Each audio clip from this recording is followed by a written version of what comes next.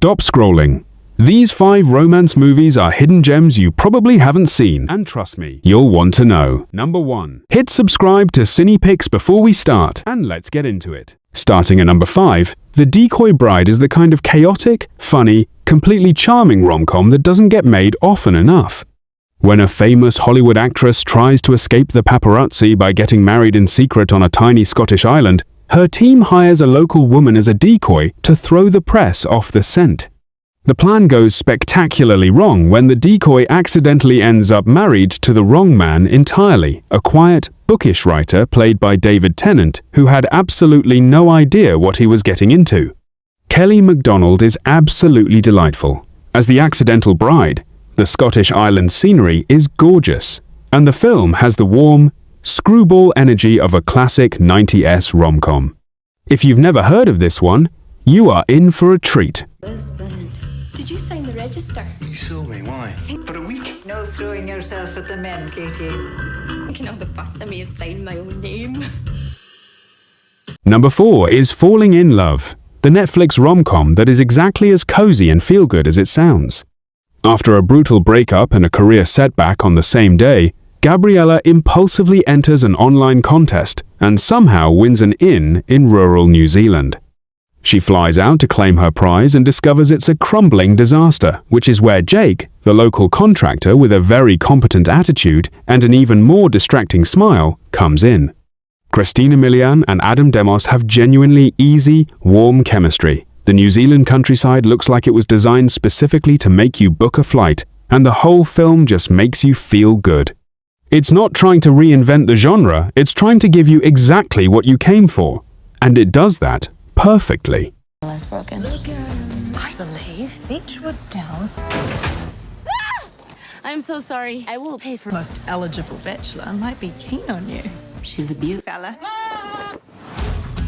Do you know anybody? At number 3, Ruby Sparks is one of the most original and quietly unsettling romance films of the 2010s. Calvin is a novelist with writer's block who creates a character named Ruby Sparks for his new book, and one morning wakes up to find her standing in his kitchen, completely real, with no memory of being fictional. The film plays the premise straight at first, letting you fall in love with their relationship before slowly revealing something much darker. Calvin can control Ruby's behavior by writing about her, and what happens when he starts abusing that power is one of the most honest examinations of romantic control and obsession ever wrapped inside a fantasy premise. Zoe Kazan wrote the screenplay herself and stars opposite Paul Dano, and the film's final act is genuinely brave in ways most Hollywood romances would never dare. You've seen a ghost? Goat. Gilbert. He's a wily. Messing a woman with your mind. Hey, What is going on with you? I don't know, I'm sorry. Coming in at number 2, What If is the Friends to Something More film done exactly right. Wallace meets Chantry at a party. They connect immediately and completely, and then she mentions she has a long-term boyfriend. They agree to be friends. That's where the film actually begins, watching 2 people who are clearly meant for each other try to honor a boundary they both keep bumping against, while the feelings keep building anyway. Daniel Radcliffe and Zoe Kazan are wonderful together. The dialogue is sharp and funny. And the film is honest about how complicated it is to navigate real feelings for someone who's off limits without either villainizing the boyfriend or treating the situation as simple. It's the most emotionally mature film on this list, and the one most likely to make you think about your own life after the credits roll. Willing to sacrifice in this case? Made a mistake. But I do not. Are there still limitations? And the number 1 pick, The Lunchbox. This Indian film is one of the most quietly beautiful love stories ever made, and it works entirely through letters.